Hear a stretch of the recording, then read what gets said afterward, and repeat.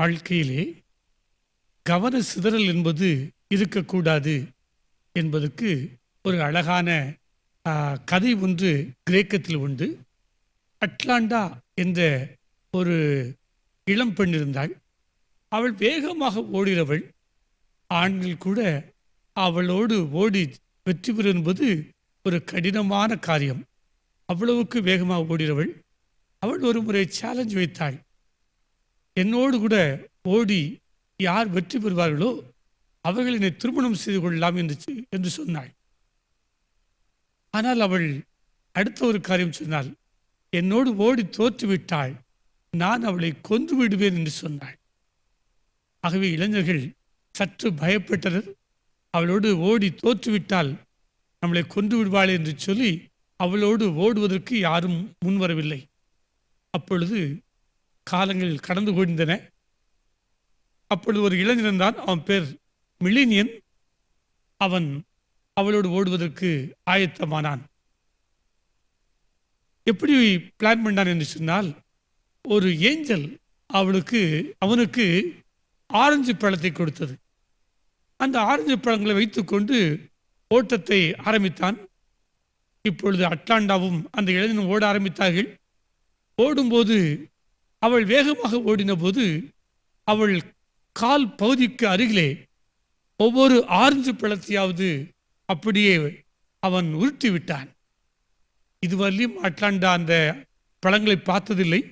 ஆகவே அருமையான ஆரஞ்சு பழத்தை பார்த்த உடனே வேகமாக ஓடி அதை எடுத்துக்கொண்டு திரும்பவும் ஓடுவாள்.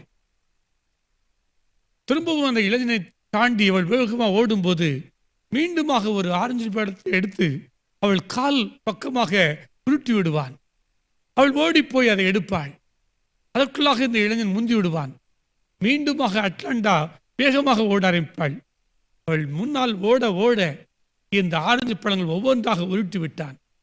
இறுதியாக அந்த இளைஞன் வெற்றி பெற்று விட்டான்.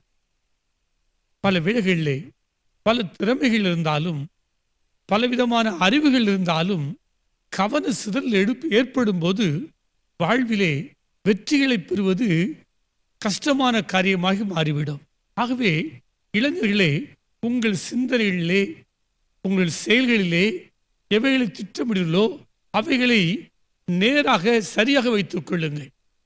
திருமுறையிலே ஒரு இளைஞனை குறித்து குறிப்பிடப்பட்டுள்ளது. அவன் பேர் சிம்சோன்.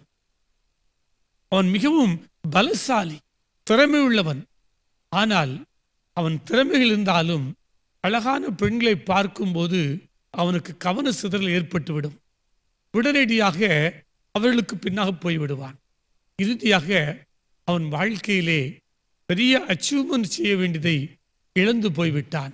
சாதாரணமாக மரித்து போய்விட்டான். ஆகவே இளைஞர்களே, வாழ்க்கையில் எப்பொழுதும் கவனத்தோடு இருங்கள்.